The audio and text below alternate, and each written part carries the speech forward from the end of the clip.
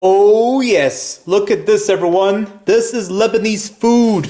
Alright, so you get the bread, hummus, the dessert, the halloumi cheese is right under, the falafels, and some vine leaves. I say this all the time. Lebanese cuisine, they have like the most flexible choices of vegetarian food. Like the food which I've just chosen right now, there's not even a speck of meat in it, guys. It's just too good. And at the same time, it's so appetizing. Because you know, when it comes to vegetarian dishes, the thing I really hate the most is when there's just dried vegetables or, you know, when there's just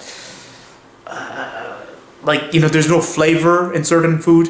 That's what, you know what I'm saying? Like those generic ones. I mean, I can't think of any generic example of a vegetarian food, but like, you know, I don't know, guys. See, I have to think a lot about this because I'm trying to look for an example. Also, another thing I really like about Lebanese cuisine and the Lebanese food which I'm about to eat, guys, is that it's so filling. It's just so good. And it's something you can really, like, you know, it's healthy. There's nothing you can feel guilty about. Oh, did I really just mess my diet up? Nope. You're not going to be thinking that once, guys. You guys are going to be thinking, wow, I made the best decision ever. Vegetarian food, which is so desirable and healthy at the same time, and good value as well. The thing about Lebanese cuisine is that their food, like the hummus and such, when it's individually, like if you saw everything, it looks individual, right? Like how they put everything in tubs.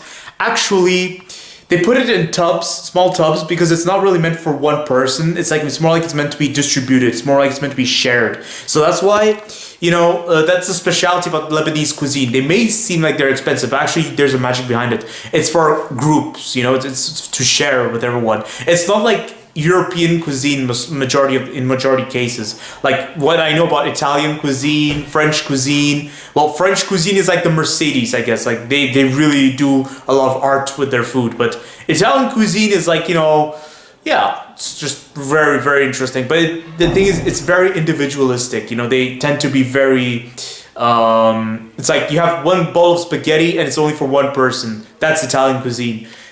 Lebanese cuisine is you'd have one pot of hummus, one pot of falafels. You'd also have some wraps. You'd also have some bread. You'd have like multiple things. It's like a buffet, guys, and you share it. That's the beauty about Lebanese cuisine, and it's very interesting. I find it very relatable because I was born and raised here in Belgium, but I have Indian origins, and because of my Indian origins, I had a chance to see a lot about Indian cuisine, and it's beautiful. It's so beautiful, guys. How relatable it is. The cross connection between two cultures, Lebanon, the Arabic culture, and the Indian culture, India. You know, because the thing about Indian cuisine is that it's almost similar. They really do have a tendency to provide, they serve you sauces, rices, the naan, and majority of all the whatever you order, they often serve it in a pot as well. And in some cases, from what I've seen, some people share it actually. They actually do share things in Indian cuisine.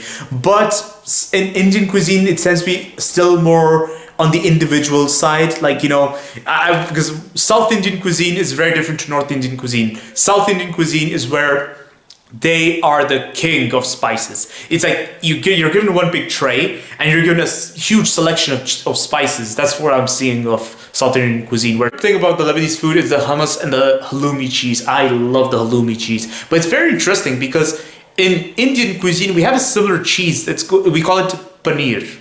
Paneer is a cheese we usually fry before we mix it with the sauce, but there's different versions on how you can cook paneer. Sometimes you don't even need to roast the paneer. Sometimes you can just have it, you know, just mix it with the sauce already, even if it's not cooked yet.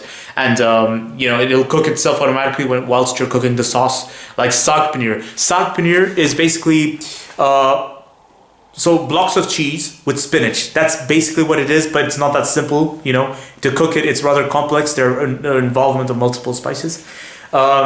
So yeah, so it's just very interesting, you know, this connection between Lebanese cuisine and Indian cuisine, and then equally, you know, Persian cuisine. So you want my opinion of Lebanese food? Oh, I love Lebanese food!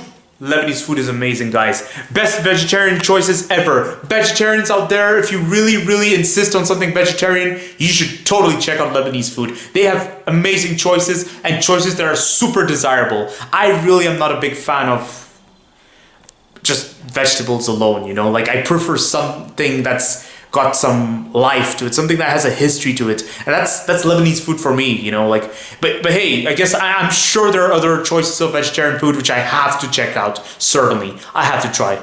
But like for example in Indian cuisine, the vegetarian thing I like is saag paneer, which is basically cheese blocks and spinach. That's something vegetarian I love of Indian cuisine. There's some things of Indian cuisine that are great, but then there's some things that are just, you know, like vegetable mixed with so much spice and so much like, oh, it's just not my type. It's just not my type. But hey, it is amazing still. Everybody's cuisine can be amazing. All right, see you guys next time. Bye.